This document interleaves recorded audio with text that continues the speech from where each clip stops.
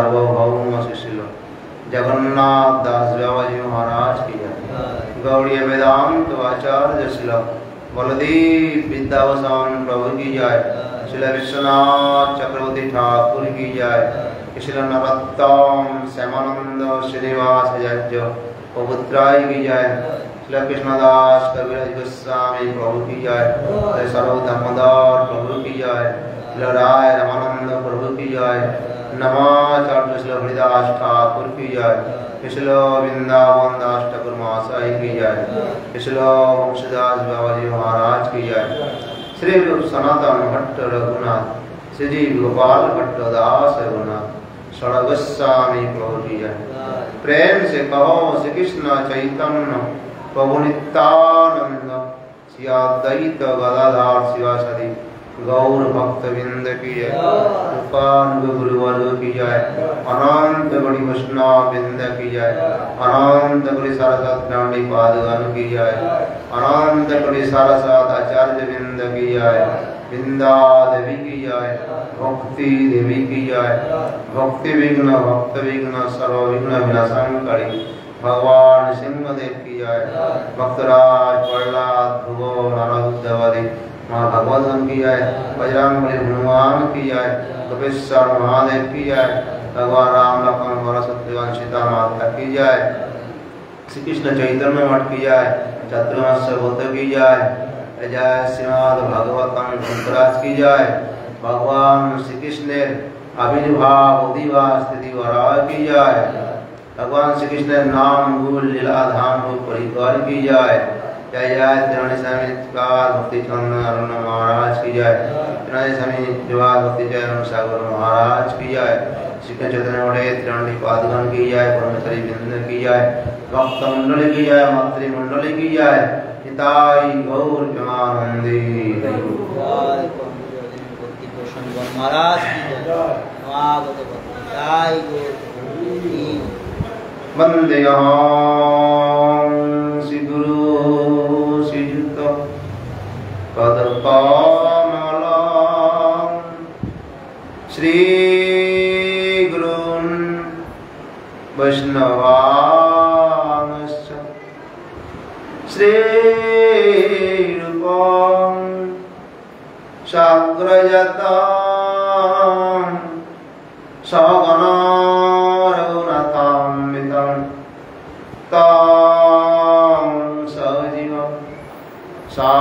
साद्वैतं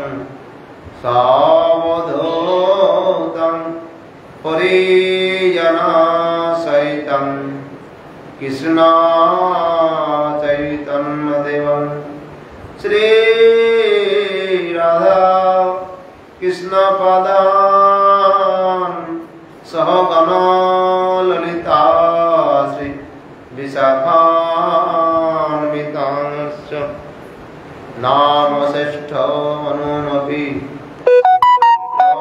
मात्र स्वरूपं रूप तस्याग्रज मुपुरी माथुरीं दुष्टवाटिं राधाकुण्ड गिरिवरमं राधिका मदवासं प्राप्तो यस्य पतितो कृपाया श्रीगुरुं दिनतास् श्री ब्रह्मनाथ गौड़ीय सरस्वते नमस्तुते। श्री गुरु गौर गंधर्व गोविंद भक्ति दिविने आचार्याय विचार्याय तमोनुदे कृतज्ञाय रसंगाय नितिगाय नमस्ते। सत्तम सेवकत्तम मानदत्तम वाग्मिने शान्तदन्ताय कान्ताय महन्ताय नमो नमः। सत्यव्रताय शान्तन्न सौजन्य सब्बमूर्तये श्रीमते भक्ति जीवनाचार्य श्री गुरुदेवाय ते नमः। दीर्घां सौम बपुर नवारुण भैरवा दिव्यांशि गुरु गौर कीर्तन रसनान्द्रमत्तं सदा श्री गौड़ीय जतीन्द्र भक्ति कमलां श्रीतं सेवा विग्रहं वन्दे श्री मधुसूदनं गुरुवरं वेदांत विद्यामुदिं नमो विष्णुपादाय कृष्णपृष्ठाय भूतले श्रीमते भक्ति सिद्धांत सरस्वती नामिने श्रीवार्ष भानुवी देवी दयिताय कृपाबुधाय कृष्ण संबंध विज्ञान दायिने प्रवेण माधुर्य उज्ज्वल ब्रह्मांड श्रीरूपानुग भक्तिद श्री गौर करुणा शक्ति विग्रहाय नमस्ते नमस्ते श्रीमूर्तये दिनतारिणे श्रीरूपानुग विरुद्धा सिद्धान्तदन्तकारिणे वंशाकल्पतरुभ्यश्च कृपा सिन्धुभ्यैव च पतितानां पावनेभ्यो वैष्णवेभ्यो नमो नमः नमो महामदन्नाय कृष्णप्रेमप्रदायते कृष्णाय कृष्णचैतन्य नाम्ने गौरतिसे नमः नमः त्रिकालसत्ताय जगन्नाथसुताय च सपुत्राय सभित्राय सकलत्राय ते नमः आजानुलम्बितभुजौ कनकावदातौ संकीर्तनैकपितरौ कमलाय तक्ष संहारौ धीजवरौ जुगधर्मपालौ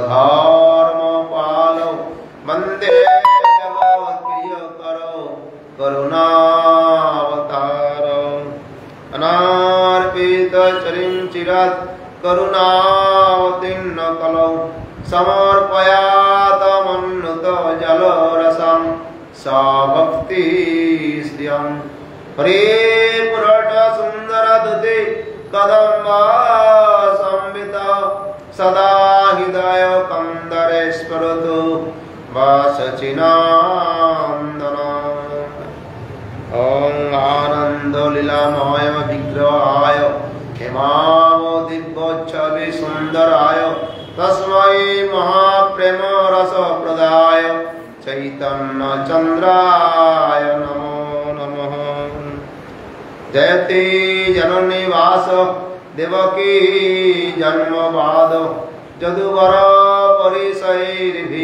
परिसैर्भिरस्सान्न धर्मं स्त्रीचार विधिनग्न सुस्मित श्रीरूपेण वजपुर वनितानं वरदयान कामदेवं नमो ब्रह्मण्यदेवाय गोब्राह्मणहिताय च जगद्धिताय श्रीकृष्णाय गोविन्दाय नमो नमः कृष्णाय वसुदेवाय देवकीनन्दनाय च नन्दगोपकुमाराय गोविन्दाय नमो नमः कृष्णाय वसुदेवाय हरे परमात्मने प्रणतक्लेशनाशाय गोविन्दाय नमो नमः गुरुवे गौरचन्द्राय राधिकाय तदालय कृष्णाय कृष्णभक्ताय तद्भक्ताय नमो नमः नमस्ते वसुदेवाय नमो संकर्षणाय च प्रद्युम्नाय अनिरुद्धाय श्री भगवते ते नमः वसुदेव सुतं देवं तं स चनुरमर्दनं देवकी परमानन्दं कृष्णं वन्दे जगद्गुरुं जयतां श्रुतौ पङ्गुर्मम मन्दो मतेर्गति मत्सर्वस्य पादाम्बुजौ श्री राधामाधवः दिव्याद्विन्दारण्य कल्पद्रो माधव श्रीमद्रत्नागार सिंहासनस्थ श्री श्री राधाशिल गोविंद देव इष्टालिभि सेव्यमान् स्मरामि श्रीमान् रसरसारम्भि वंशीवटतटस्थितौ कर्षणवेणुशनैर्गपि गोपीनाथ श्रियस्तनः तवादिदेव करुणानिधानं तवालोवर्णं सुवितावतारम् अपार संसार समुद्र सेतुं भजामहे भगवत स्वरूपम् बिन्दाय तुलसी देवै प्रियाय केशवस्य च विष्णुभक्ति प्रददेवी तत्तवत्तै नमो नमः श्रीकृष्ण चैतन्य प्रभु नित्यानंद श्री अद्वैत गदाधर शिवासादि गौरभक्त वृंद हरे कृष्णा कृष्ण कृष्ण हरे हरे हरे राम राम राम हरे हरे हरे नाम हरे केवलम कलो नास्तेव्यो गतिरन्यथा नमस्ते नरसिंहाय प्रह्लादल्लददायिने हिरण्यकशिपुर्वक्ष शिलाटङ्कनकालये नारायणं नमस्कृत्य नरं चैव नरोत्तमं देवीं सरस्वतीं व्यासं ततो जयमुदीरये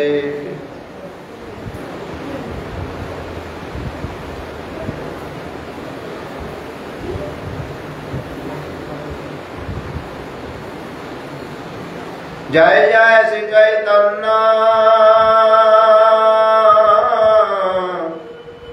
जय नित्यानंद जय अद्वैत चंद्र जय गौरभक्त वृंद भक्त गोष्ठी सहित चैतन्य जय जय सुनिले चैतन्य कथा भक्ति लाभ ग्रंथे आरंभ करी मंगलाचरण गुरु वैष्णव भगवान तिनेर स्मरण है विघ्न विनाशन जहाँ बैठे है सर्व अभिष्ट पुराण भक्त पद धुलियार तप्त पद जाल भक्त भुक्त से तीन साधने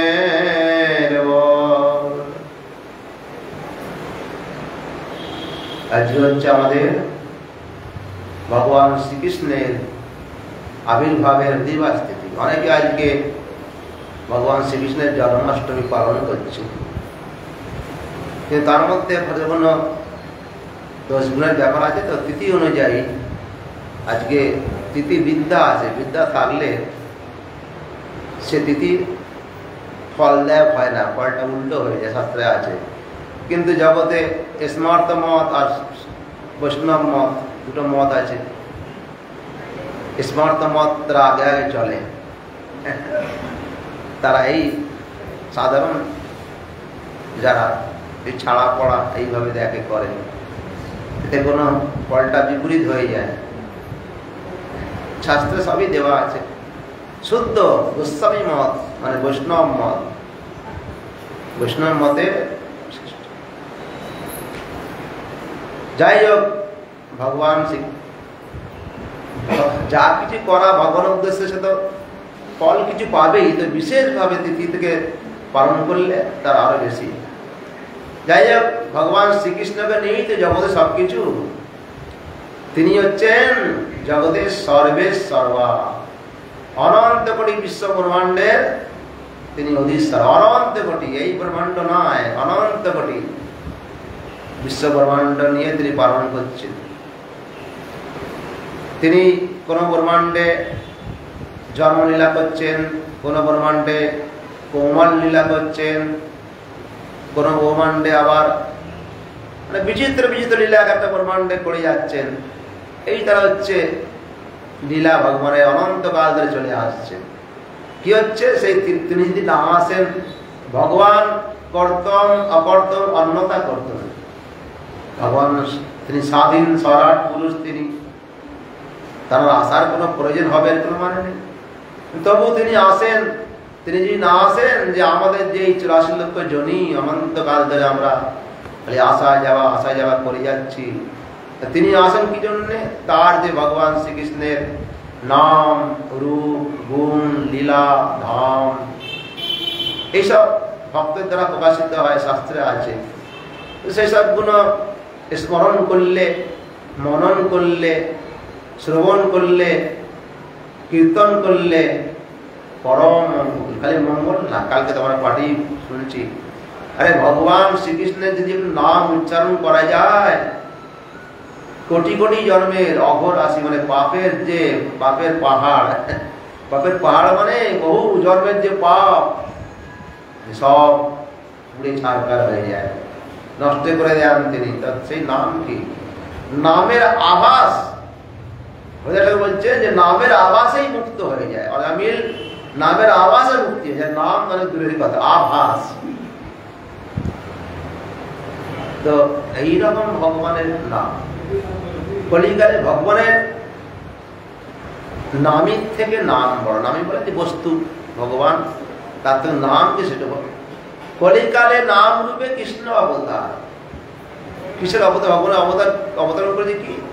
নাম রূপে অবতার। নাম হইতে সর্বজগত নিস্তার। নাম রূপে ভগবান এসেছেন। নাম করলে নামের থেকে নাম শ্রেষ্ঠ। নিরন্তর নাম, হরিনাম, হরে কৃষ্ণ কৃষ্ণ কৃষ্ণ হরে হরে, হরে রাম রাম। পরম গুরুবান পাঠ করতে বসলেই সবসময় হরিনাম হরিনাম হরিনামের ব্যাখ্যা। কেন? কলিকালে একমাত্র 4 যুগে নাম আছে, সবই সবসময় নাম। ভগবানের নাম ধ্যান তো সবসময় লেগে আছে, কিন্তু কলিকালে হরিনামের বিশেষ মাহাত্ম। কারণ কলিকালের জীব খালি উল্টো দিকে চলবে, উল্টো পথে চালিত করবে। কারণ কলি মানে অশান্তি, অশান্তি, দাঙ্গা। কলি মানে কলহ, কলহ মানে অশান্তি। কিন্তু ভগবান তার মধ্যে একটা বিরাট ব্যাপার, মানে নাম হরিনাম দিয়ে গেছেন। এই হরিনাম করতে বিরাট, হরিনাম করলেই সর্বকৃত্য হয়ে যায় তারা হরিনাম। হরিদাস ঠাকুরকে মহাপ্রভু বলছেন, হরিনামের ফলে ক্ষণে ক্ষণে করে তুমি সর্বতীর্থে স্নান। ক্ষণে ক্ষণে সর্বক্ষণ তুমি সেই নামের ফলে সর্বতীর্থে স্নান করছি। ক্ষণে ক্ষণে করো তুমি যোগ্য তপদান। ক্ষণে ক্ষণে মানে প্রতি মুহূর্তে মুহূর্তে করে যাচ্ছেন, সর্বসময় সর্বতীর্থে স্নান করছে, সর্বতীর্থের স্নানের ফল পেয়ে যাচ্ছে নামের দ্বারা। ক্ষণে ক্ষণে করো তুমি যোগ্য তপদান। যোগ্য করছে, তপস্যা করছে, দান করছে, ফল হরিনামের দ্বারা সব পেয়ে যাচ্ছেন। তো এই হচ্ছে নামের, এই হচ্ছে মাহাত্ম্য। নাম বস্তু এলামেন ভগবান, সেই জন্য হরিনাম দিয়েছেন। হরিনাম হরিনাম হরিনাম সত্য, বাকি সব মিথ্যা। সুতরাং ভগবান শ্রীকৃষ্ণ এই জন্মাষ্টমীর লীলা সারা বিশ্বেই হচ্ছে। মহাপ্রভু বলে গেছেন যে পৃথিবীতে আছে যত নগর আদি গ্রাম, সর্বত্র প্রচার হইবে মোর নাম। দেখুন আমাদের দেশে তো হচ্ছেই, কিন্তু বিদেশে তারা, বিদেশিরা আমেরিকা, রাশিয়া, ফ্রান্স, জার্মান, তারা খুব উৎসাহের সঙ্গে ভগবানের নামের হরিনামের লীলা, হরিনাম করে যাচ্ছেন। হরিনামে সবাইকে উৎসাহিত করছেন। রথযাত্রা থেকে আরম্ভ করে ভগবানের যত সব লীলা, এই জন্মাষ্টমী লীলা খুব ধুমধাম সঙ্গে পালিত হয়। যদিও তাদের মধ্যে শুদ্ধ অশুদ্ধের মধ্যে একটু তারতম্য আছে, অতটা নেই, তবুও তারা ভগবানের নামে থেকে উৎসাহিত। তারা সনাতন ধর্ম, এই যে আমাদের সনাতন আদি যে সনাতন ধর্ম, সনাতন মানে আদি ধর্ম, শ্রেষ্ঠ ধর্ম, আদি নিরন্তর আছে বা থাকবে। তো সেই ধর্ম সনাতন কি বস্তু তারা জানার চেষ্টা করছেন, গীতা রিসার্চ করছেন, চৈতন্য চরিতামৃতে রিসার্চ করছেন যে এর মূলের ভেতরে কি আছে, শ্রীমদ্ ভাগবত রিসার্চ করছেন। তো এইভাবে তারা উৎসাহের সঙ্গে পালন করছেন। বিরাট, অতি বিরাট রূপে দেখেন ভগবানের মধ্যে যা কিছু করা যায় সেটা অতি সামান্য, বলছে না সামান্য সামান্য হরিনাম সামান্য কিছু করা যায়, দিতে পারে প্রেম, প্রেম ধন দিতে পারে, প্রেম ধন। কৃষ্ণ প্রেমা মহাপ্রভু যেই গোলকের প্রেম ধন হরিনাম সংকীর্তন, এ মহাপ্রভু দেখিয়ে গেছেন। সবকিছু পেতে পারে কিন্তু প্রেম ধন সবাই পায় না। সেই জন্যে ভক্তি রূপ যে প্রেম বস্তু সবাইকে নানা রকম বস্তু দিয়ে ভোলায়, কিন্তু ভক্তি ধন প্রেম ধন সবাইকে দেন না। যে নিষ্ঠার সঙ্গে পালন করে সেই পেয়ে থাকে। সুতরাং ভগবান অতীব দুর্লভ বস্তু, দুর্লভ বস্তু কৃষ্ণ। যে সেই জন্য তো আমাদের সনাতন ধর্মের মধ্যে নানা রকম ডালপালা আছে, অনেক রকম 33 কোটি দেবতা, কত দেবতা, কিন্তু মূল হচ্ছে লর্ড কৃষ্ণ। কৃষ্ণই একমাত্র সর্বেশ্বর্বা। যত সব অবতার আছে ভগবান রাম থেকে আরম্ভ করে নৃসিংহ, বামন, পরশুরাম, মৎস্য, কুর্ম, বরাহ থেকে আরম্ভ অবতার, সব এদের মূল হচ্ছেন কি সে কৃষ্ণ হচ্ছে। কিন্তু এর মধ্যে আবার তারতম্য আছে। ভগবান শ্রী কৃষ্ণের থেকে সেই তার দ্বিতীয় শরীর বলরাম, বলরাম থেকে সেই ঐশ্বর্য মূর্তি সেই শ্রী বিষ্ণু নারায়ণ, তার থেকেই সমস্ত অবতার সৃষ্টি হয়েছে। ভগবান এদের মধ্যে ধারে কাছে নেই, তবু সেই কৃষ্ণ হচ্ছে সর্ব অবতারের অবতারী। বলছেন এই রাম আর যে কৃষ্ণ, বা রাম বলতে বলরাম আর শ্রীকৃষ্ণ, এরা হচ্ছে বিশ্ব ব্রহ্মাণ্ডের সব কিছুর হচ্ছে মূল বীজ। বীজ থেকে সবকিছু হয়। তো এই মূল বীজ হচ্ছে এরা, এই দুজন। কৃষ্ণই হচ্ছে মূল, আর কৃষ্ণ বলছে আমার দ্বিতীয় শরীর বলরাম। এরাই সব জীবনের সমস্ত বিশ্ব ব্রহ্মাণ্ডের সমস্ত কার্য সমাধান করে থাকেন। তিনি যা সবকিছু সবকিছু তিনিই হচ্ছেন। এত কিছু দেখা যাচ্ছে সৃষ্টি জীবের মধ্যে তারতম্য, সব তিনি, সবার মধ্যে তিনি আছেন। তিনি না থাকলে কিছুই থাকলে সব অন্ধকার। সেই ভগবান শ্রীকৃষ্ণের আজকে আবির্ভাবের দিবস তিথি। ভগবান দেখুন, তিনি তো সর্বেশ্বর্বা, সর্বজগতের তিনি ঈশ্বর। তো তার কি আবার পিতামাতা আছে নাকি? তবু আবার তিনি ভক্তদেরকেই পিতামাতাকে আশ্রয় করে তিনি আসেন। তাতে জন্মলীলা নেই, জন্ম নেই, মৃত্যু নাই, কিন্তু তার আবির্ভাব তিথি দেখাচ্ছে এইভাবে তিনি লীলা করেন। যখন দেখাচ্ছেন যে কৃষ্ণ জন্ম, যেখানে বসুদেবের গৃহে আবির্ভাব তিথি হবে, সেখানে দেখেন সঙ্গে চতুর্ভুজা মূর্তি হঠাৎ চলে এলেন, আস্তে আস্তে দ্বিভুজ হয়ে গেলেন। হয়ে দেখুন কংস কত কৌশল করে কতগুলো গেট, বড় বড় তালা ঝুলিয়ে রেখেছেন, কই তাকে আটকে রাখতে পেরেছে? ঠিক করলেন যোগমায়ার দ্বারা সব নিদ্রিত করে দিলেন, কালকে সব পাঠে হবে, সব নিদ্রিত করে দিলেন। তারপরে আপনি তালাগুলো খুলে গেল, গেট খুলে যাচ্ছে। বসুদেব আদেশ করলেন চলো আমাকে নন্দালয়ে গোকুলে সেখানে নিয়ে চলো। সঙ্গে সঙ্গে নিলেন, ঝিরঝির করে পুষ্পবৃষ্টি হচ্ছে। আর হচ্ছে অনন্তদেব শেষনাথ, তিনি ছত্ররূপে, তার গায়ে যেন বৃষ্টি না পড়ে সঙ্গে সঙ্গে যাচ্ছেন। আর যোগমায়া সেই যমুনা মনে হচ্ছে যেন বিরাট বৃষ্টিওয়ালা একবার ডুবিয়ে দেবে, তোলপাড় করছে, কিন্তু একটা যোগমায়া একটা শৃগালের রূপ ধারণ করে আস্তে আস্তে আগে আগে যাচ্ছেন। আর তিনি বসুদেব ভয় পেয়ে গেছেন, আমি কি করে পার হব?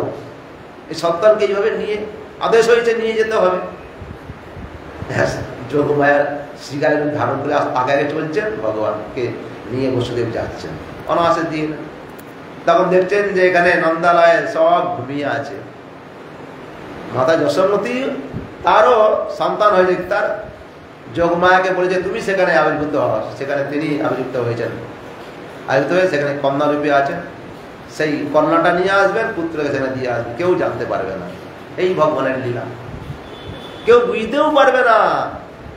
তারপরে যখন এখানে নিয়ে আসবে সেই কন্যাকে, তারপরে সবাইকার নির্দিষ্ট ছিল, সব জায়গায় উঠবে, হায় হায় বসুদেবের পুত্র হয়েছে, পুত্র হয়েছে, এসে দেখে কন্যা, এসে দেখে কন্যা। সঙ্গে সঙ্গে কংস তো অষ্টম গর্ভ, এই মারবে, এই মানে, এই কখন জন্ম নেয়, এই কখন জন্ম নেয়, নিরন্তর চিন্তা করছে। অষ্টম গর্ভে যখন থেকে এসছে তখন থেকে নিরন্তর। আর তারপরে যখন অষ্টগর্ভে যখন আসে, তখন দেবতারা সবসময় আসছে, ফুসফুস করে কথা হচ্ছে। আর দেবকীর গর্ভ একদম জ্যোতির্ময় ভরে গেছে, তার তেজ, তার এত তেজ হয়েছে তার দিকে তাকানো যায় না। এরকম ভগবান যেখানে আসবেন, তার আগে শঙ্কর্ষণ এসে গর্ভ শোধন করেছেন, তারপরে শঙ্কর্ষণকে নিয়ে রোহিণী গর্ভে তাকে প্রতিষ্ঠা করে দিলেন। এই এক বিচিত্র লীলা, এক গর্ভ থেকে আর এক গর্ভে ছোট সন্তান। এ কোনোদিন কেউ শুনেছে কোনোদিন? এইসব লীলা ভগবান করিয়ে এলেন। সঙ্গে সঙ্গে সঙ্গে সব তো সঙ্গে সঙ্গে কংস দৌড়ে মাতা দেবকীর সঙ্গে সঙ্গে এতগুলো সন্তানকে জেলে দিয়েছে, আগলে ধরলেন। আর একটা সন্তান কোথা থেকে ভ্যানিশ হয়ে গেল, তাও দেবকী বুঝতে পারেননি। ওখানে যে বলরাম যে আবির্ভূত হয়েছে, দেবকী জানেন না, পরে জানাবেন। কারাগার আছেন তো, রেখে দিয়েছেন। তারপরে একে নিয়ে কংস কেড়ে নিলেন, নিয়ে যেই আষাঢ় মারতে যাচ্ছেন, সঙ্গে সঙ্গে আকাশে উড়ে গেলেন। আরে মূর্খ, আমাকে মেরে তোর কি লাভ হবে? আমি তো একটা স্ত্রী জাতি, তোমাকে মারিবে যে গোকুলে বাড়ি, সে অন্যত্র জন্ম হয়ে গেছে। সে তখন তার টনক নড়ে, এ অন্যত্র জন্ম হয়ে গেছে। সেই যোগমায়া যখন আকাশবাণী করে, আমাকে মেরে তোমার কি লাভ নেই, তোমাকে যে মারবে তার জন্ম হয়ে গেছে অন্যত্র। এইসব লীলা ভগবান করবেন, এইসব ব্যাপার বিচিত্র। ভগবানের এইসব লীলাগুলো এইসব শাস্ত্রের মধ্যে, ভাগবতের মধ্যে, অন্যান্য পুরাণের মধ্যে একদম স্বর্ণাক্ষরে গাথা আছে। এইসব গুলো যে পাঠ করবে, শ্রবণ করবে, কীর্তন করবে, ধর্ম ধর্ম জীবন, ধন্য জীবন। সাধারণ লোক, ঘরের লোক কৃষ্ণকে বালমূর্তি গোপালকে খুব পছন্দ করে। গোপাল ঘরের ছেলের মতন দেখে। গোপাল কিরকম গোপালের সেবা করে, কিরকম হোক না হোক গোপাল, সবাই গোপালের সেবা করে। হ্যাঁ, ভগবান স্বীকার করে না, ঠিক আছে। সেই গোপালের লীলা হবে।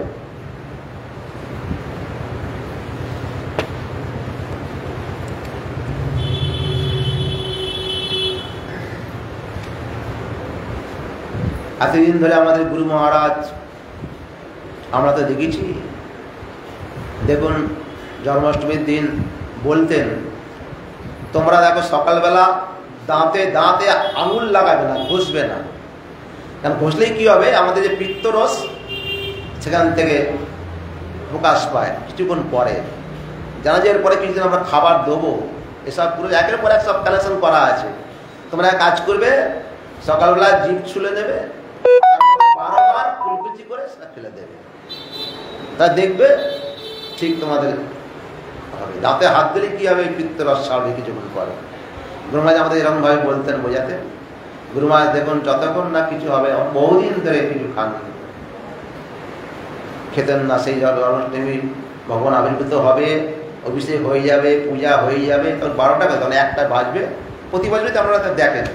তারপরে গুরুমা জল পান করবেন। গুরুমা এইবার শিক্ষা দিয়েছেন, যে যতটা পালন করবে ততটাই শ্রেষ্ঠ। ভগবান অন্য অন্য আমাদের যতটা ভগবানের দেবতাদের বা ভগবানের আবির্ভূত হয়েছে, এই ভগবান নিত্যানন্দ প্রভু, রাধারানী, ভগবান বরাহদেব, বামন দেব, এরা সব দ্বীপ্রহরে দুপুর 12টার মধ্যে সুন্দর। কেন 11:30 থেকে 12:30 মধ্যে একটা সুন্দর মুহূর্ত আছে 24 ঘন্টার মধ্যে, তাকে বলা হয় অভিজিৎ মুহূর্ত। সেই মুহূর্তের মধ্যেই, সেই সময়ের মধ্যে ভগবান আসেন। সেই সময়কালে যত দোষ থাকুক না কেন, মানে একটা যে সারাদিন দিনের একটা তিথি নক্ষত্রের একটা দোষ থাকে, তো সেখানে কোনো দোষ সেখানে কাজ করবে না। এই 11:30 থেকে 12:30 প্রত্যেক দিন সেটা অভিজিৎ মুহূর্ত। এই ভগবান সেই অভিজিৎ মুহূর্তেই আসেন। তারপরে সমস্ত এরা, আর ভগবান মহাপ্রভু এই সন্ধ্যাবেলায় এসছেন এই নামকে আশ্রয় করে, গ্রহণ চন্দ্রগ্রহণ আর হরিনামকে আশ্রয় করে তিনি এসছেন। আর ভগবান শ্রীকৃষ্ণ তিনি তো বড় চালাক, বড় কৃপাবান, সেই জন্য সবাইকে পরীক্ষা নেওয়ার জন্য সেই দ্বীপহরে রাত্রির 12টার সময় আবির্ভূত হয়েছে। এরা সব দিনের বেলা 12টার সময়, রাত্রি 12টা। যতটা পালন করবে ততটাই ভগবানের বিশেষ কৃপা লাভ করবে। এখানে মহারাজ নিমি যজ্ঞ করছেন, আর তার যজ্ঞ সভাতে সেই পরম ভাগবতগণ নবযোগেন্দ্র রূপ পরম ভাগবত এসছেন। এসে যজ্ঞের সেখানেই তো সফল, যজ্ঞের মধ্যে আগুনে ঘৃত আহুতি দিচ্ছে, এই কর্মকাণ্ডের ব্যাপার। যতক্ষণ না সেই হরিকথা, শুদ্ধ হরিকথা ভগবানের নাম হচ্ছে, ততটা শুদ্ধ হয় না। সেখানে এসেই হরিকথা বলতে লাগলেন। যজ্ঞের মধ্যে তখনই শোধন হবে সেখানে ভাগবতের কথা, তারা বলছেন। এখানে মহারাজ নিমি প্রশ্ন করছেন আর এরা উত্তর দিচ্ছেন। কাদের জন্য? এই আমাদের মতন মূর্খের জন্য, জগতে উদ্ধার করার জন্য প্রশ্ন করছেন। প্রশ্ন করছেন ওদিকে বসুদেব নারদ গোস্বামীকে, আর সেটা এখানে নারদ গোস্বামী তাদের দ্বারা উপমা দিয়ে এই জগতে শিক্ষা দিচ্ছেন। তিনি কত শ্রেষ্ঠ! কারণ তাদের তিনি যদি না বলেন তাদের জানবেন কোত্থেকে? শুদ্ধ ভাগবতের কথা তো আর এক যে ভক্ত ভাগবত এই তো তাদের শেখাবেন। শ্রী রাজোবাচ, রাজা বললেন, মহারাজ নিমি বলছেন যে হে নারদ ঋষি, হে ভাগবতগণ নবযোগেন্দ্রগণ, হে ভগবান সর্বশক্তিমান পরম কারণ, সর্বশক্তিমান পরম কারণ, সর্বকারণের কারণ কে? বিষ্ণু ভগবান, সেই গোবিন্দ বিষ্ণু ভগবানের মায়া, বিষ্ণু মায়া, দৈবী মায়া ভগবানের। বড় বড় মায়াবিদদেরও মোহিত করে দেয়, কেউ তাকে চিনতেও পারে না। আর আপনি বলছেন যে ভক্ত তাকে দেখতে পায়, জানতে পারে, বুঝতে পারে, বড় আশ্চর্যের ব্যাপার। হ্যাঁ, ভক্তরা দেখা যায় যে ভগবান ধরা দেয়। অতএব এখন আমি সেই মায়া স্বরূপকে জানতে ইচ্ছুক, আপনারা কৃপা করে বলুন। মায়া দেবী ভগবানের অর্ণময় পাঠে বললেন, মায়া ভগবানের সামনে আসতে পারেন না, পেছনে ছায়া রূপে থাকেন।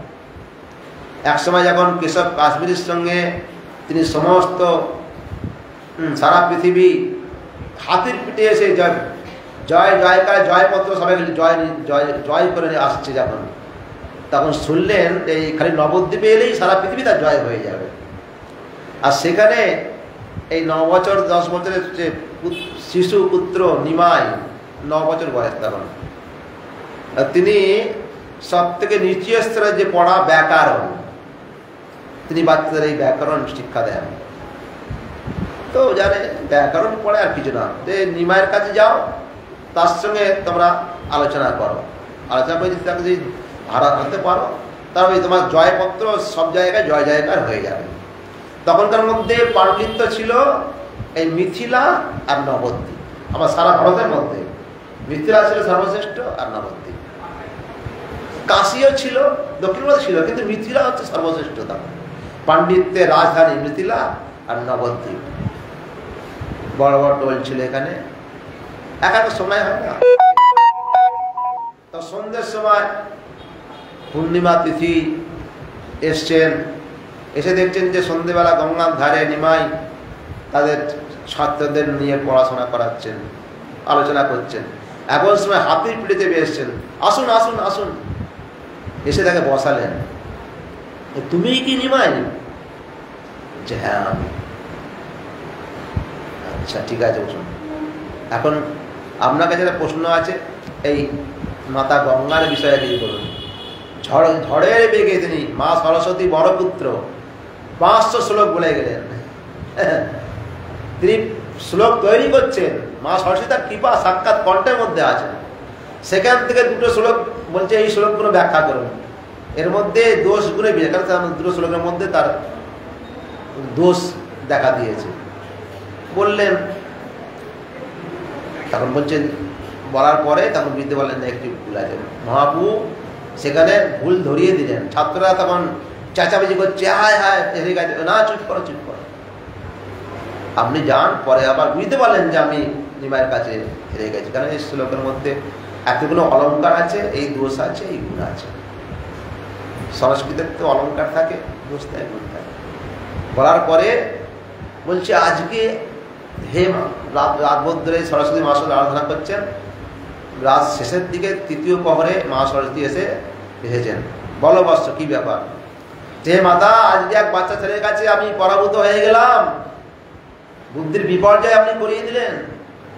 তুমি যার কাছে পরাভূত হয়েছ সে কে চেনো? তার সামনে আমি কোনোদিন যেতে পারি না। তিনি হচ্ছে সর্বজগতের মালিক, তিনি এই সচী মাতার গর্বে তিনি নিমাই রূপে এখানে এসছেন, জগতে নাম রূপে সবাইকে শিক্ষা দেবেন, নামের প্রচার করার জন্যে, রাধার মহিমা কি জানার জন্যে। যাও, তুমি এতদিন ধরে যা শিক্ষা লাভ করেছ, তোমার আজকে জীবন সফল হবে, তার চরণে যে সমর্পিত করো। কারণ তোমার এই তর্ক করে করে তোমার মনটা গর্বে ভরে উঠেছে, অহংকার সৃষ্টি হয়েছে।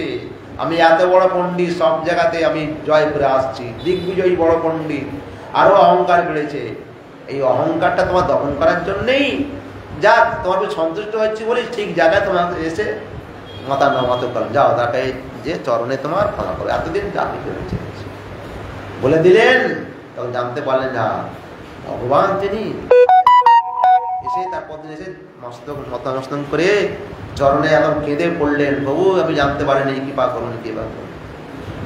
বলছে, হে পণ্ডিত প্রবর, এই যে পাণ্ডিত্য ব্যাপারটা, এতে খালি তর্ক সৃষ্টি হয় আর অহংকার সৃষ্টি করে।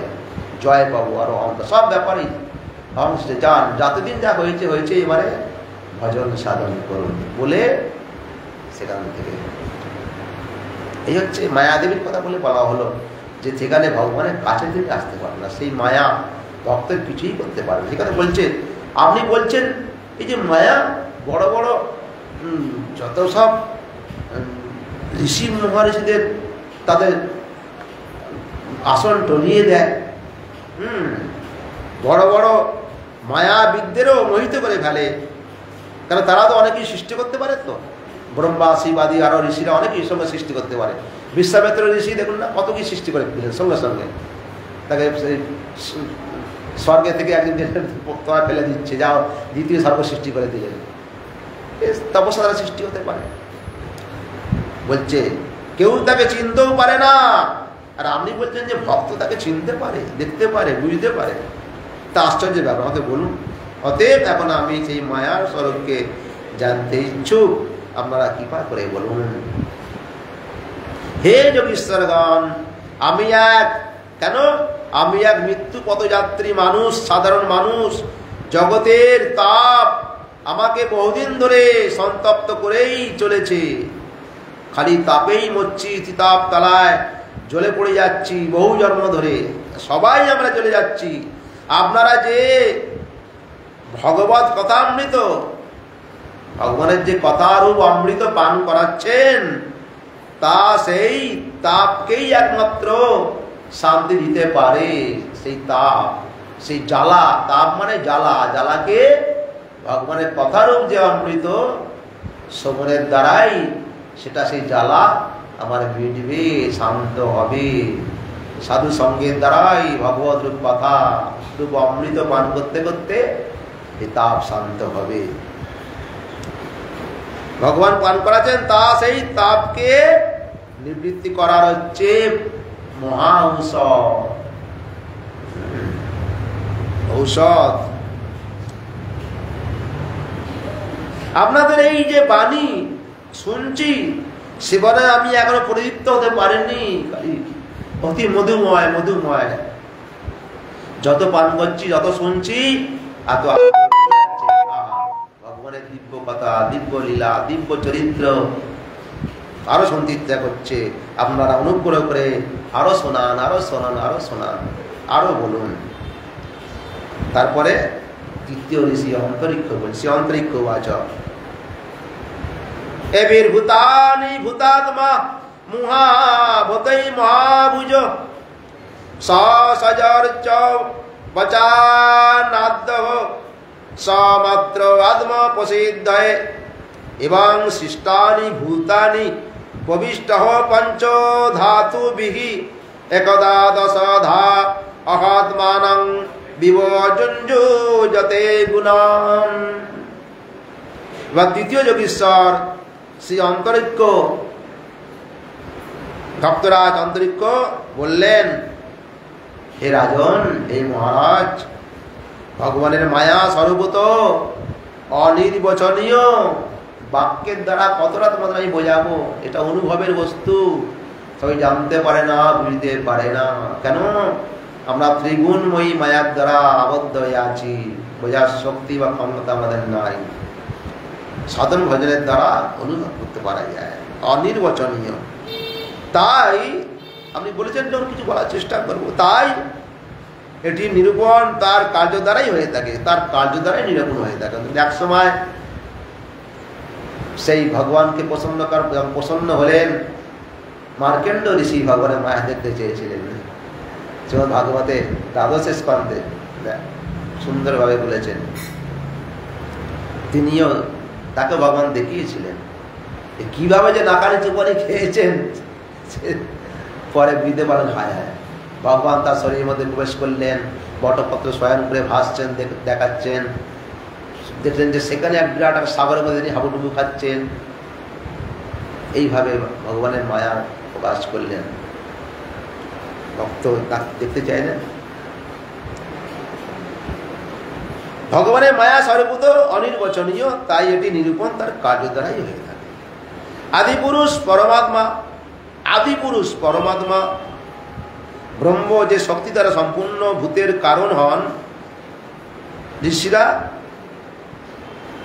পরমাত্মাকে কেউ দেখেন, কেউ ব্রহ্মরূপে দেখেন, আর ভক্তরা একদম সরৈশ্বর্যপূর্ণ ভগবানের মূর্তি এই রূপে দেখেন। আর যোগী ঋষিরা কেউ পরমাত্মা রূপে ধ্যান করেন, আর কেউ ব্রহ্মরূপে দেখেন, আর কেউ অদ্বৈতবাদীরা সেই নিরাকার, তার কোনো রূপ নেই। তো কিভাবে তো ভগবানের চিন্তা করবে? বহু কষ্ট, বহু কষ্ট।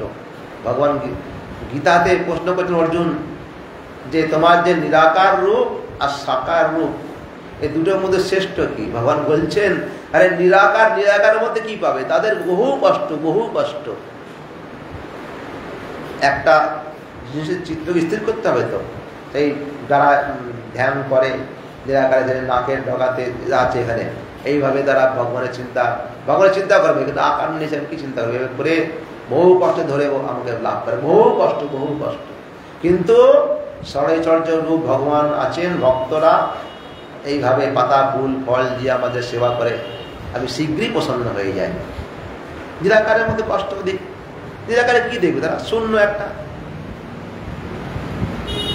এখানে বলছে পরমাত্মা ব্রহ্ম যে শক্তির দ্বারা সম্পূর্ণ ভূতের কারণ হন, তাদের বিষয় ভোগ ও মোক্ষ সিদ্ধির জন্য অথবা নিজ উপাসকগণের উৎকৃষ্ট সিদ্ধির জন্য স্বনির্মিত পঞ্চ মহাভূতের দ্বারা বিভিন্ন প্রকার দেব মনুষ্য শরীর সৃষ্টি করেন, তাকেই মায়া বলে। এখানে বোঝার আছে আদিপুরুষ পরমাত্মা ব্রহ্ম, যে যার ভক্ত যে যাকে যেরকম ভাবে দেখেন, আর সেই আদিপুরুষ কোথায় পরমাত্মা রূপে বিরাজ করছেন, কোথায় ব্রহ্মরূপে বিরাজ করছেন। কিন্তু ভক্তের দ্বারা কি হয়? যে শক্তির দ্বারা সম্পূর্ণ ভূতের কারণ হন, কারণ পঞ্চভূতের দ্বারা সব সৃষ্টি হয় তো, এবং তাদের বিষয় ভোগ ও মোক্ষ সিদ্ধির জন্য অথবা নিজ উপাসকগণের উৎকৃষ্ট সিদ্ধির জন্য, নিজেদের উপাসকের উৎকৃষ্ট সিদ্ধির জন্য স্বনির্মিত পঞ্চ মহাভূতের দ্বারা বিভিন্ন প্রকার দেবতা মনুষ্য শরীর সৃষ্টি করেন, তাকেই মায়া বলা হয়। সবটাই জগতের মায়া বস্তু। এইভাবে পঞ্চভূত দ্বারা নির্মিত সকল প্রাণীর শরীরে তিনি এইভাবে পঞ্চভূতের দ্বারাই সকল প্রাণীর শরীরে অন্তর্যামী রূপে তার প্রবেশ হয়। তিনি স্বয়ং মন রূপে অন্তর্যামী প্রবেশ করলেন, তারপরে মন রূপে একাদশ ইন্দ্রিয়ের মধ্যে মন শ্রেষ্ঠ, তো একাদশ ইন্দ্রিয় রূপে স্বয়ং মন রূপে, ও তারপর পঞ্চ জ্ঞানেন্দ্রিয়, পঞ্চ কর্মেন্দ্রিয়, এই 10 ভাগে বিভক্ত হয়ে তাদের বিষয়ে ভোগে লিপ্ত করান, ইন্দ্রিয়ের দ্বারা সবকিছু লিপ্ত করান। এই বিষয়ে ভোগে লিপ্ত করান, এখানেই পাপ পুণ্যে তাদের সৃষ্টি হয়, বহু জন্ম সৃষ্টি হয়ে যায় তাদের দ্বারা। গুণেরি গুণাংশা ভুঞ্জান আত্মপশ্চাদেতি তৈর প্রভুঃ মন্যমান ইদং শিষ্ট মানমীয় সজ্জতে কর্মাণি কর্মবিহি কুর্বন স্বনির্মিত্তানি দেহভিদ তত্তৎ কর্ম ফলং গৃহ্ণন ভ্রমতীয় সুখে তরম। অন্তর্যামী দ্বারা প্রকাশিত ইন্দ্রিয় সকলে অন্তর্যামী দ্বারা প্রকাশিত, তারা ভগবান যদি প্রকাশ না করবে কি করে আমি জানবো? অন্তর্যামী দ্বারা প্রকাশিত ইন্দ্রিয় সকলের দ্বারা যুক্ত দেহ অভিমানী জীব, এই ইন্দ্রিয়ের দ্বারা চালিত হয়ে দেহের অভিমান সৃষ্টি হয়। দেহ অভিমানী জীব এই ইন্দ্রিয়ের দ্বারা চালিত হয়ে এক একটা ইন্দ্রিয় চাকার দেয়, তখন বিষয় ভোগে লিপ্ত হয় এবং এই পঞ্চভূত দ্বারা নির্মিত শরীর আদিকে আত্মা অর্থাৎ নিজ স্বরূপ ভেবে তাতেই আসক্ত হয়ে পড়ে। একেই আমরা আমি মনে করি, আমি বস্তু সে কি, আমি এতেই আমি একটা শরীর পেয়েছি, এর মধ্যে 10 ইন্দ্রিয়, এক মন আছে, মন বুদ্ধি মানে অহংকার আছে, এই নিয়ে শরীর পেয়েছি, এই নিয়ে আমি রাম শ্যাম যদু মধু টিঙ্কু মিঙ্কু যাতে বড় নাম বলুন না হয়, এই আমি সেই বস্তু, এই মনে করে যতটা কর্ম করি। এইখানে বলছে স্বরূপ ভেবে তাতেই আসক্ত হয়ে পড়ে নানা রকম কর্ম করি আমরা। এটাই হলো ভগবানের মায়া। ফলের কামনা পোষণ করে জীব, ফলের কামনা করে সবকিছু কর্ম হয়ে থাকে। তো যা কিছু করি আমরা, যা কিছু কর্ম করি তার ফল চাই, আমরা ফল চাই, কিন্তু ফল চাই না এমন জগতে কি আছে? বিরল, খুব কম সংখ্যা। যা কিছু কাউকে যদি খাওয়াই বা কিছু দান করি, তাই কিছু পেতে চাই, কিছু ফল, এর জন্যই কর্ম করে, এতে আকৃষ্ট হয়ে না এই কর্ম করলে এই ফল পাবো। কেন শাস্ত্রে বলা আছে এই কর্ম করো এই ফল পাবে, এই কর্ম কেন? বেদেতে স্বাভাবিকভাবে কর্মকাণ্ডের কথা দেওয়া আছে বহু। ব্যাসদেব ঋষিও সেইভাবে মহাভারতের মধ্যে বলতেন এই যাগযজ্ঞ, এই অনুষ্ঠান করো, এই দেবতাদের এই পুজো করো, এই ফল পাবে, বলা আছে শাস্ত্রে। শ্রেষ্ঠ ব্যক্তি যা করেন, যা বলে দেন, আমরা সেইভাবেই চলি। ফলের কামনা পোষণ করে জীব কর্ম ইন্দ্রিয়ের সাহায্যে কর্মে প্রবৃত্ত হয়।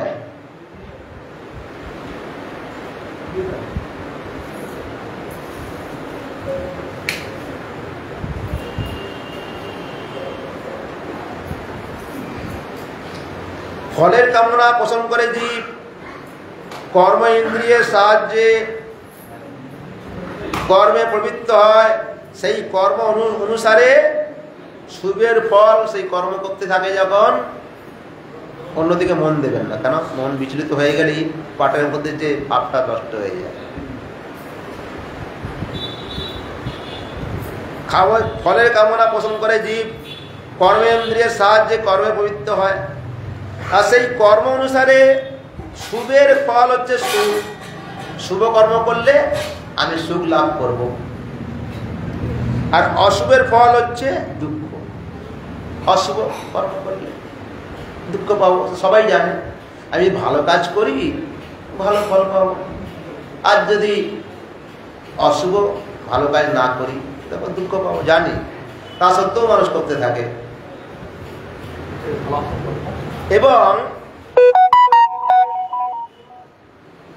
এবং শরীর ধারী রূপে জগতে পরিভ্রমণ করে, এটি হলো ভগবানের মায়া। এই যে কর্মের প্রবৃত্তি, এইভাবেই চলতে থাকে, এটি হচ্ছে ভগবানের মায়া। কজন বুঝবো আমরা? কিন্তু আমরা তো কর্মফলের আশায় কাজ করে যাচ্ছি। ইত্থং কর্ম গতির্গচ্ছন বহু ভদ্র বজ্র পুমান আভূত সমপ্লবাদ সর্গ প্রলয় বস্নুতি অবসহ ধাতু পল্লব আসন্নে ভক্তং দ্রব্য গুণাত্মকম অনাদি নিধন কাল হ ভক্তায়াপকর্ষতি। এই রূপে জীব বহু এই কর্মের দ্বারা কি করে, ভালো কর্ম করতে চায়, কিন্তু এই রূপে জীব কর্ম করতে করতে এই অকর্ম বিকর্মই বেশি হয়ে যায়। এই রূপে জীব বহু অমঙ্গলজনিত কর্মগতিও তার ফলে যুক্ত হয়। দেখুন, জীব ভালো কর্ম গোবিন্দের ইচ্ছায় গোবিন্দের কর্ম কজন করে, নানারকম দেবদেবতার উদ্দেশ্যে যা করতে থাকবে, এই কথা বলছে। কর্ম করতে করতে ফলে চিন্তা করতে করতে তার বুদ্ধিটা বিগড়ে যায়। এই রূপে জীব বহু অমঙ্গলজনিত কর্মগতি ও তারপরে যুক্ত হয় এবং মহাভূতের প্রলয় পর্যন্ত জন্ম মৃত্যু চক্রে ক্রমাগত এই আসা যাওয়া লেগেই থাকে, শেষ হয় না। দেখুন, এর শেষ হয় না, কারণ আমরা নিরন্তর কর্মের ফলের আশায় দৌড়চ্ছি, এই ফল পাবো, যতক্ষণ না সেই কর্মফল থেকে শূন্য হচ্ছি ততক্ষণ হচ্ছে না। কিন্তু সবাইকার এই আশা, বলছে নিরন্তর, বলছে প্রলয় পর্যন্ত তার জন্মের শেষ নাই। বহু কোটি কোটি জন্ম, অনন্ত কোটি কোটি জন্ম আমরা পাচ্ছি। বলছে এই রূপে জীব বহু অমঙ্গলজনিত কর্মগতিও তার ফলে যুক্ত হয় এবং মহাভূতের প্রলয় পর্যন্ত। মহাভূতের প্রলয় বলতে গেলে সৃষ্টি লয়, পঞ্চভূত থেকে সৃষ্টি হয়েছিল, একের বা পৃথিবী, জল, অগ্নি, বায়ু, আকাশ একে অপরকে সৃষ্টি করে, সেই মহা এর থেকে তারপরে একে অপরের দ্বারা আবার গ্রাসিত হয়ে যায়, সেই মহাতত্ত্ব মূল মহাতত্ত্বে চলে যায়। ক্রমাগত আবর্তিত হতে থাকে, এটি হলো ভগবানের মায়া। এইভাবে চলতে থাকে, এই ভগবানের মায়া শক্তি দ্বারা।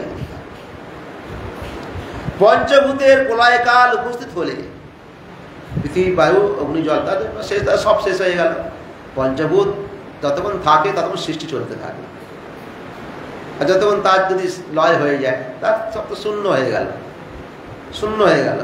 পঞ্চভূতের প্রলয় মানে প্রলয়কাল উপস্থিত হলে অনাদি অনন্তকাল স্থূল সূক্ষ্মে বিভাজিত বস্তু ও গুণ সকলকে, অর্থাৎ ব্যক্ত সৃষ্টিকে, মূল ব্যক্ত আর অব্যক্ত, ব্যক্ত মানে প্রকাশ, অব্যক্ত মানে অপ্রকাশ, এই ব্যক্ত আর অব্যক্ত অভিমুখে আকর্ষণ করে।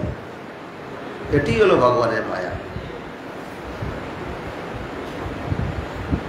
তারপরে কি হয়, সে মূল প্রলয়ের কথা বলছে। শতবর্ষা অনাবৃষ্টি তুল্লক্ষণা ভুবি তৎকালোপচিতস্নার্ক লোকান স্ত্রীন পত পিষ্যতি পাতাল তল মারব্য সংকর্ষণ মুখানলহ দন্নর নূর্ধ শিখ বিম্ব বর্ধতে বায়ু নেরিত সাংবর্তক মেঘ গণ বর্ষতি শতং সমাহ ধরাভির হস্তি হস্তার্ভি লিয়তে চলিলে বিরাট তত বিরাট মুসিজ্জ গৈরজ্য পুরুষ নিপ অব্যক্তং বিশেষে সূক্ষ্মং নিরিন্ধং ইনা ইবানল। সেই সময় যখন পঞ্চভূতের প্রলয় হয়, সেই সময় ধরণীর উপর শতবর্ষব্যাপী ভয়াবহ খরা দেখা দেয়, একের পর এক সব খরা দেখা দেয়, সব মানে আগুনের তেজ বেড়ে যাবে, সূর্যের তেজ বেড়ে যাবে, এদিকে বৃষ্টি হবে না, অনাবৃষ্টিতে সব রুক্ষ শুষ্ক হয়ে যায়, মূল যখন ধ্বংসের মূলে পঞ্চভূত যখন লয় হয়ে যায়। প্রলয়কালের শক্তিতে সূর্যের উষ্ণতা ততোধিক বাড়ে, এই সূর্যের মধ্যে তখন শত শত সূর্যের তেজ সৃষ্টি হয়, এদিকে বাড়ছে আকাশে বাড়ছে এরকম তেজ, আর এদিকে পাতালে ও ত্রিভুবনকে পরিদীপ্ত করতেই থাকে। এটি হলো ভগবানের মায়া।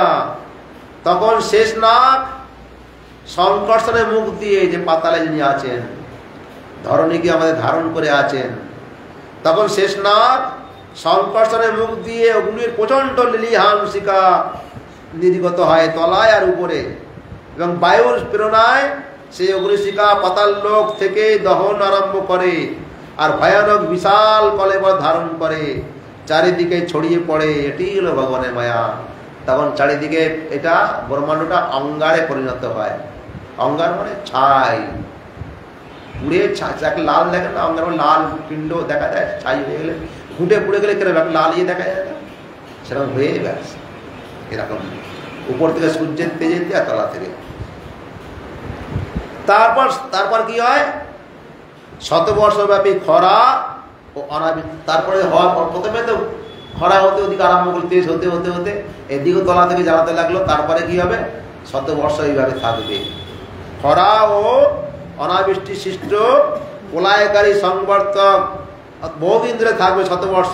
তারপরে কি হবে, আবার ভগবান কি করবে, প্রলয়কারী সংবর্তক মেঘরাশি সমষ্টি ষোড়সম কলেবর যুক্ত জলাধারায় শতবর্ষব্যাপী বৃষ্টিপাত করে থাকে। তারপরে চারিদিকে বহুদিন ধরে এইভাবে থাকবে, তবে সব জলে জলাময় করে দেবেন। পরে আবার বহুদিন ধরে থাকার পর মানে শূন্য সব হয়ে যাবে। তখন আমরা সব কি করব, সব অবক্তে সব চলে যাব, ব্রহ্মার শরীরে চলে যাব, ব্রহ্মা বা সেই ভগবানের মধ্যে বিলীন হয়ে যাবেন। এইভাবে আবার যখন এইভাবে থাকবেন, আবার পরে যখন সৃষ্টি আরম্ভ হবে, পঞ্চভূতের সৃষ্টি হবে, ব্রহ্মা সেই ভগবান ব্রহ্মাকে আবার পাঠিয়ে দেবেন, এসে আবার সৃষ্টি হবে। এইভাবে চলতেই থাকে।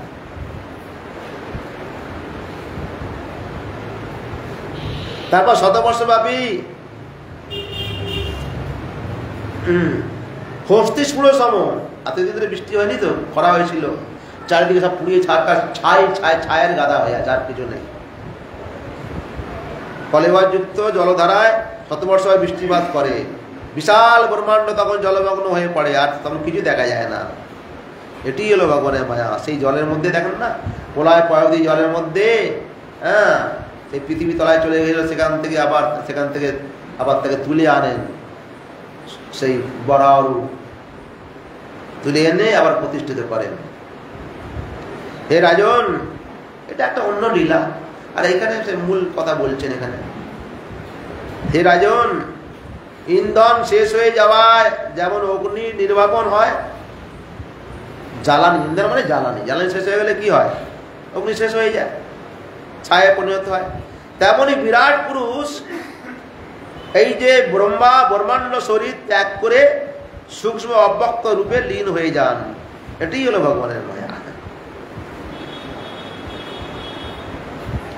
বায়ুনাহিত গন্ধঃ ভূ সলিলোত্তায় কল্পতে সলিলং তদ্হিতরসং জ্যোতিষ্টাপ কল্পতে হিতরূপং তু তমসা বায়ং চ্যতি পুলিয়তে হিতস্পর্শে অবকাশেন বায়র্নভসে লিয়তে।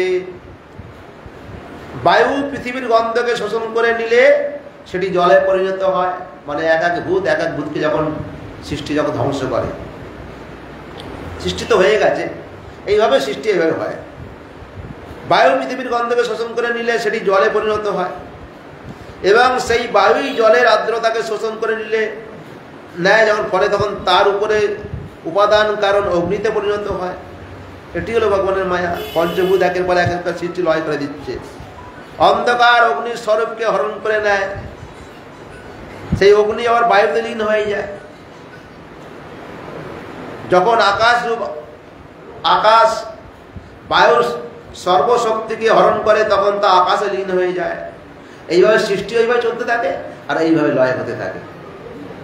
সেই মূল প্রকৃতি সেই অব্যক্ত থেকে ত্রিগুণ প্রকৃতি সৃষ্টি ছিল, তার মূল প্রকৃতি সৃষ্টি হলো, ত্রিগুণ সৃষ্টি হলো, তারপরে আকাশ সৃষ্টি হলো, আকাশ থেকে বায়ু সৃষ্টি হলো, বায়ু থেকে অগ্নি সৃষ্টি হলো, অগ্নি থেকে জল সৃষ্টি হলো, জল থেকে আবার এই স্থূল সৃষ্টি হলো, পৃথিবী সৃষ্টি হলো। আবার এই পৃথিবীতে আবার কি হলো, জলে লীন হয়ে গেল, জল চলে গেল অগ্নিতে, অগ্নি বায়ুতে, বায়ু আকাশে। এই কথা এখানে বলছেন, এটাই হচ্ছে ভগবানের মায়া। এইভাবে অল্টারনেট মনে চলছে, আপ ডাউন সবসময় করতে থাকে।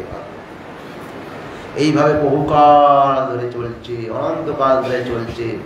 আমরা যাচ্ছি আসছি, যাচ্ছি আসছি, আমাদের এর মধ্যে কর্মফল, কর্মফুলরূপ একটা বস্তু মন বুদ্ধি অহংকারের দ্বারা নিয়ে আমরা এই যাতায়াত করছি। মূল ঘরে আমরা, আমাদের মূল ঘর, সেখানে ফিরে যাচ্ছি না, আমরা সেই অব্যক্তে লীন হয়ে যাচ্ছি। হ্যাঁ, ব্রহ্মা শরীর থেকে চলে যাচ্ছে, কিন্তু আমাদের সৃষ্টির, আমাদের যে যাওয়া আসা শেষ হচ্ছে না। যাওয়া আসা শেষ তখনই হবে যখন সেই মূল ঘরে পৌঁছে যাব, সেই হচ্ছে গোলক বৃন্দাবন ধাম। সেটাই হচ্ছে আমাদের পরম ধাম, সেটা হচ্ছে মূল ঘর। এই ব্রহ্মাণ্ডের মধ্যেই আমরা অনন্তকাল ধরে যাতায়াত করছি, এর থেকে সেই জায়গায় যেতে পারছি না। সেখানে যাওয়ার চেষ্টার নামে জীবন, সেখানেই যাওয়া যাবে একমাত্র সাধু সঙ্গের দ্বারা। সাধু সঙ্গের দ্বারাই সেই নিয়ম পালন করে মন বুদ্ধি অহংকার একমাত্র আমি কৃষ্ণ দাস, এই একমাত্র ভাব থাকবে, আমি কৃষ্ণ দাস। কৃষ্ণ দাস অভিমান, কৃষ্ণ দাস অভিমান করলে, ঠিকভাবে যদি কারোর সঙ্গে হিংসা না করি, অহংকার না করি, একমাত্র ভগবানের ভজন করি, সাধু সঙ্গ করি, সাধু সেবা করি, বৈষ্ণব সেবা করি। কিছু করতে গেলে কিছু করতে হবে, বস্তু আমার কিছু না, বৈষ্ণব সেবা। মহাপ্রভু বলেছেন বৈষ্ণব সেবা নাম সংকীর্তন। বৈষ্ণবকে চিনব, বৈষ্ণবকে ভালোবাসবো, তবে তো বৈষ্ণব সেবা আমি করবো। বৈষ্ণবকে চিনলাম না, বৈষ্ণব সেবা কি করে হবে? বৈষ্ণব সেবা নাম সংকীর্তন দুই করো, শীঘ্র পাবে গোবিন্দ চরণ। তবে এই যে আসা যাওয়ার কথা এখানে বললো না, অনন্তকাল ধরে আমরা খালি আসছি যাচ্ছি, মায়ের গর্বে আসছি। কত মায়ের গর্ব, কুকুর, ছাগল, গাড়া, গাধা, অনন্তকালে চলে যাওয়ার শেষ নাই। ব্রহ্মা সরিয়ে চলে গেছি, ফের ব্রহ্মা আবার নতুন করে আমাদের আনলেন কর্মফলের দ্বারা, আবার পাঠিয়ে দিলেন, যাও তোমরা আবার ভ্রমণ করতে থাকো। ফের আবার যখন মানুষ শরীর 84 লক্ষ যদি ভ্রমণ করতে, যেমন মানুষ শরীর পেলাম, কারণ মানুষের শরীরতে একমাত্র ভজন দ্বারা ভজনের উৎকৃষ্ট পথ। এর মধ্যে যদি কোনো অন্যান্য জীব পশুও যদি সেই আবার কোনো কারণবশত হয়, কোনো কারণবশত মন্দির পরিক্রমা করে মরে গেল, ভগবানের আগুনের মধ্যে তার ঘি কেঁদে এসে মুখ পুড়ে গেল, সেখানে ভগবান আবার তাকে কৃপা করে দেন যে সাধু ঘরে জন্ম নেবে, বৈষ্ণব ঘরে জন্ম নেবে। এরকম দেখা গেছে, গলায় তার তিলকমালা আছে, কর্ম অনেক খারাপ করেছে, সেই যমরাজ তাকে নিয়ে গেল, আরে এ তো গলায় তিলকমালা আছে, এই কোনো ভালো কাজ করেছে, চলো একে ভালো জায়গায় জন্ম দাও, এখানে জমপুরীতে নেই। আর জমপুরীতে আমার সব কর্মের গতি, কিন্তু যারা বৈষ্ণব তাদের বিচার হবে ভগবান বিষ্ণু, আমাদের বৈষ্ণব, আমাদের ভগবান গোবিন্দের বিচার হবে সেখানে। আর বাকি যারা জগতের লোক, এই জন্যই তো বৈষ্ণব ধর্ম শ্রেষ্ঠ ধর্ম, সেখানে বিচার হবে ভগবান বিষ্ণুর এতে, গোবিন্দের এতে। আর বাকি কর্মফল এখানে সংযমপুরী, নরকের যে মূল মালিক আমাদের পৃথিবীর দক্ষিণে তলাতে নরক আছে, অনন্ত কোটি নরক, সেখানে যে পচে পচে মরছে, সেখানে বিচার হবে এই কর্মফল। আর যারা বৈষ্ণব ধর্ম যারা নিয়েছে তারা বড় ভাগ্যবান, বড় ভাগ্যবান। ফিরে যাওয়ার চেষ্টা হচ্ছে যারা বৈষ্ণব ধর্ম গ্রহণ করছে। আর তাদের মধ্যে যদি কিছু খারাপ কর্ম হয়েও থাকে, তো ভগবান তাকে আবার সুযোগ দেয়। একবারে যদি দুম করে না চলে যাও, আবার সুযোগ দেয়, সুযোগ দেয় তাকে ভগবান। ভালো কর্মের ফল তো কোনো খারাপ হতে পারে না, ভালো কর্ম করলে তার ফল কিন্তু খারাপ হয় না। কোনো পূজারে যদি কোনো কাজ করতে করতে করে দোষ হয়ে গেল, 64 প্রকার সেবা অপরাধ আছে, কোনো সেবা অপরাধ ভগবান সেটা মার্জন করে দেন, দেখছে যে দোষ, তাকে শোধন করার চেষ্টা করেন, চেষ্টা করার ভগবান বড় দয়াময়। কারণ ভগবানের উদ্দেশ্যে যদি কিছু করতে থাকে ভগবান সেটা দেখেন, কিন্তু যদি সেটা যদি অহংকারে মত্ত হয়ে উল্টো কর্ম করতে থাকি, তাকে ভগবান শাস্তি দেন। দেখুন গুরুদেব কত দয়াময়, আমাদের কৃপা করার জন্যে। গুরুদেব দেখে না কোন করে জন্মগ্রহণ করেছে, কিরম সাধন করছে, কি ভজন করছে, দেখেন না।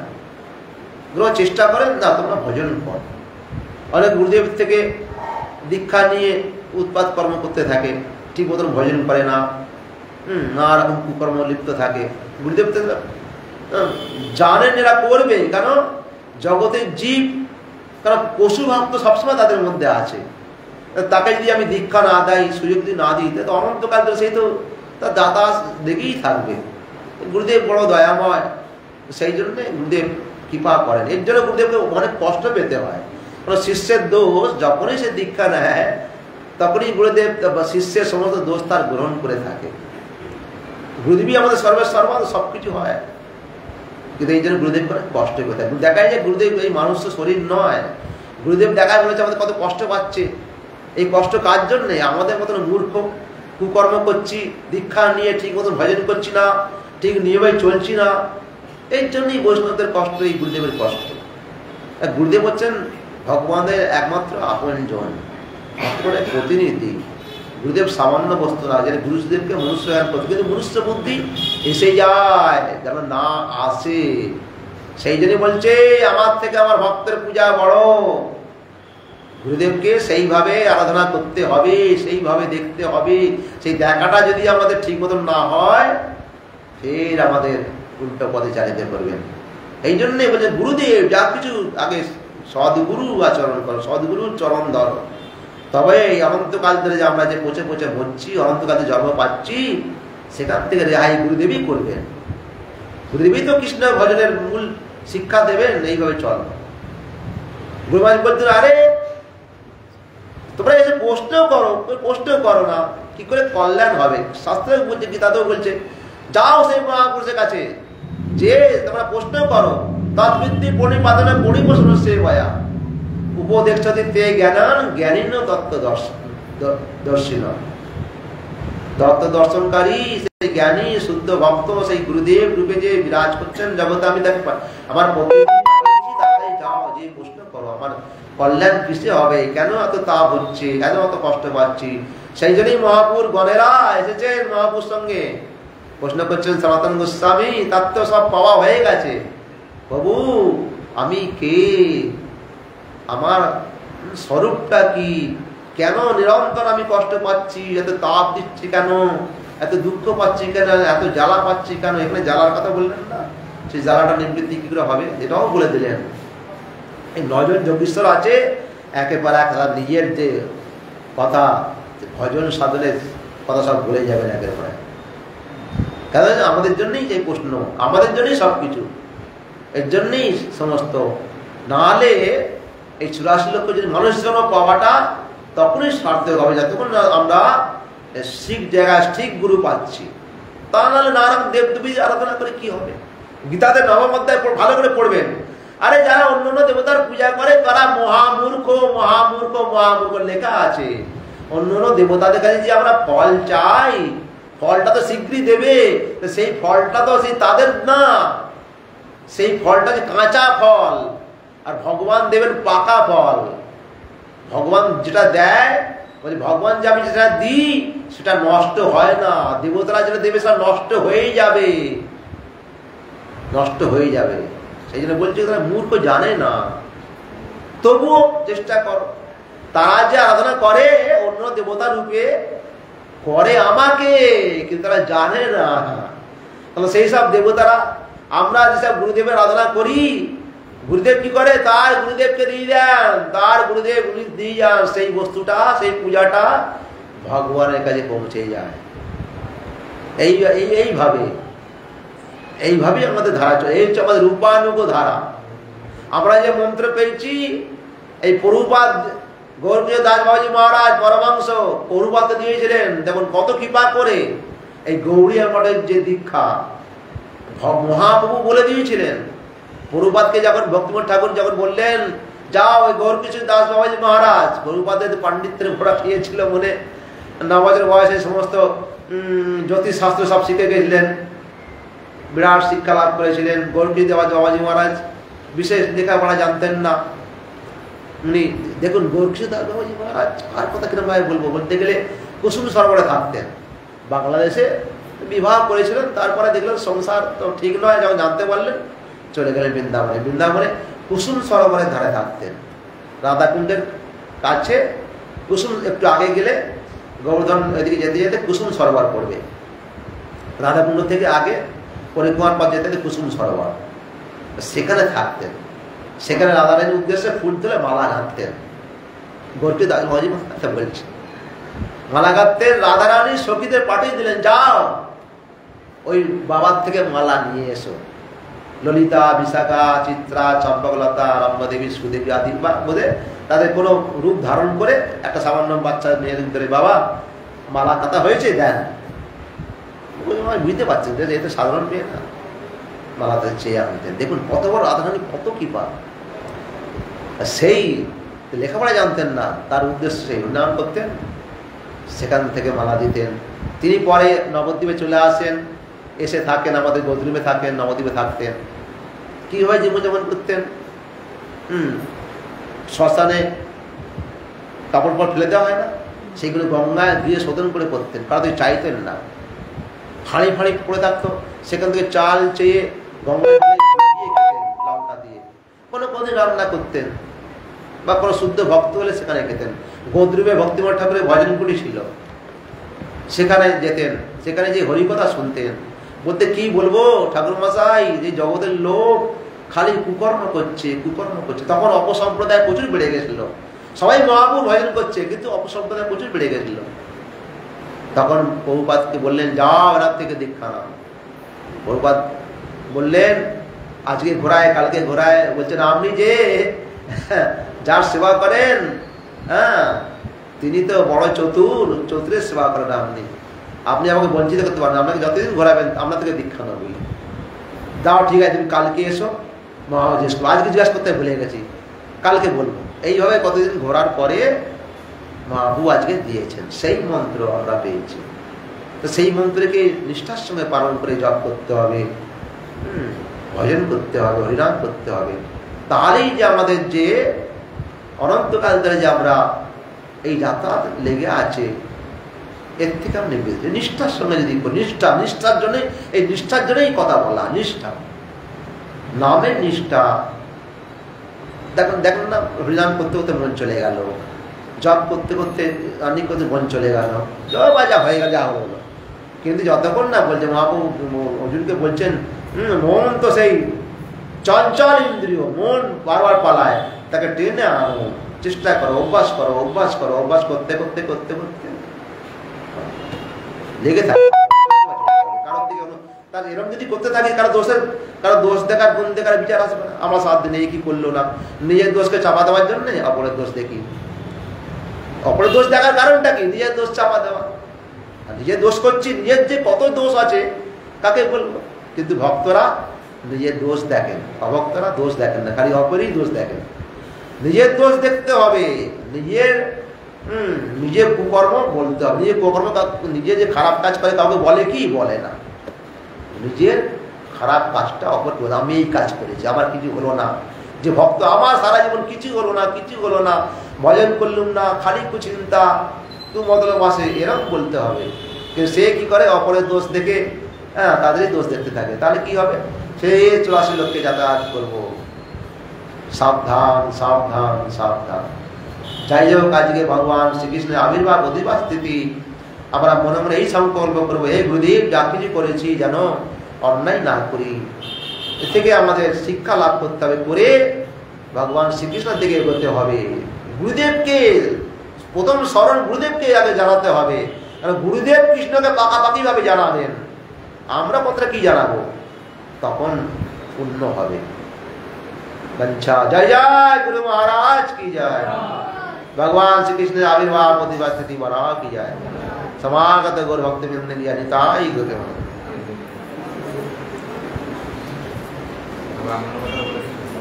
হ্যাঁ মায়েরা সবাই শুনুন, ভক্তবৃন্দ, আগামীকাল আমাদের জন্মাষ্টমীর উপবাস, তারপরের দিন আমাদের নন্দ উৎসব। এখানে সবাই আসবেন, সকাল সকাল এসে আমান্য করতে হবে। প্রতি বছরের ন্যায় যা কিছু আমাদের নন্দোৎসব মানে ভগবানকে প্রসন্ন করাই তো ধর্ম, আমাদের অনেকদিন ধরে চলে আসছে। গুরুদেবের আমল থেকে, পরম গুরুদেব আমল থেকে আমরা যতটা সাহায্য করবেন আমান্যতে, ততটাই ভগবান প্রসন্ন হবেন। এই কাজ করবেন, এসে সকাল সকাল এসে আমান্য করবেন।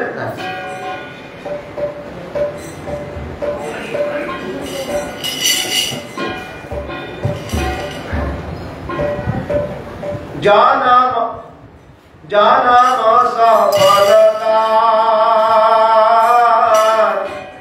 কৃষ্ণ দর্শন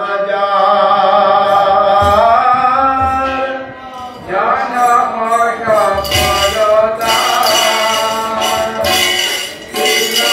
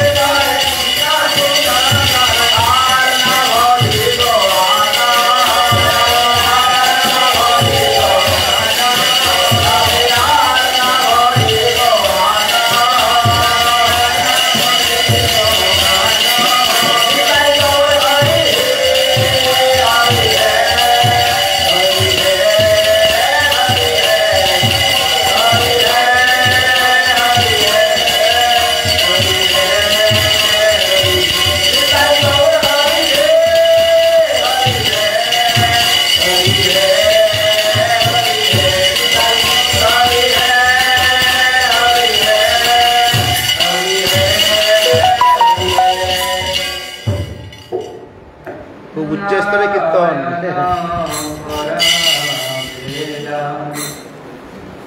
নারায়ণ পরাৎপরা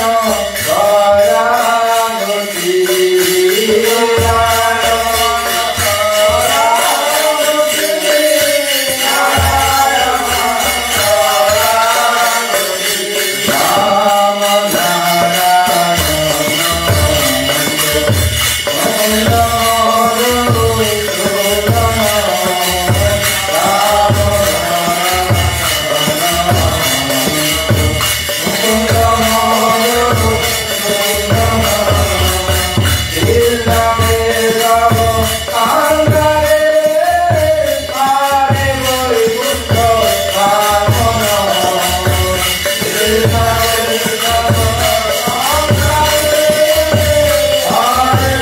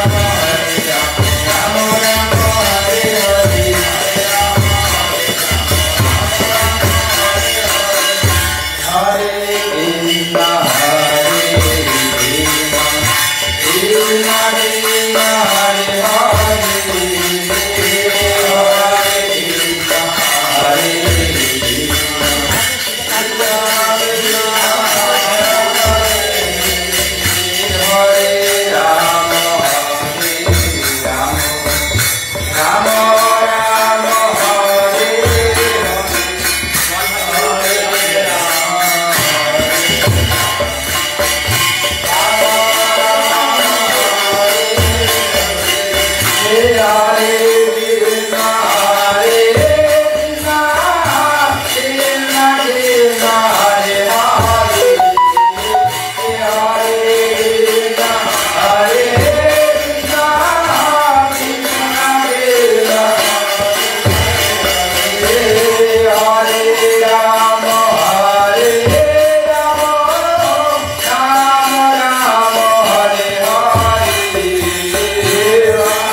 Rama